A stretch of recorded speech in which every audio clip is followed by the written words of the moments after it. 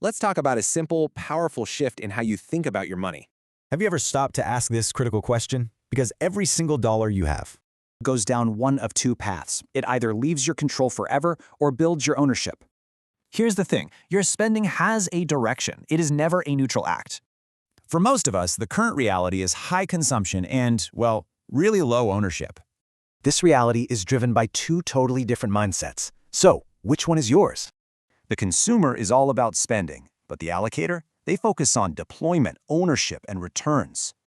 So what if you made that shift from just buying things to actually building things? This is the crucial move from simple consumption to strategic ownership, from spending to strategy. And look, this isn't about cutting back. It's about consciously redirecting what you already spend. You can change the entire flow, from your income exiting permanently to it returning to build your assets. Now, you might be thinking, there are barriers. And yeah, these structural barriers are absolutely real. But the good news, they are not permanent, and there's a powerful way to overcome them. The solution is collective power. Your individual capital has limits, but coordinated capital is scalable. Think about it. 100 people coordinating just $200 a month. That creates $240,000 in capital per year. And that brings us to the crucial point. We don't lack money, we lack coordination.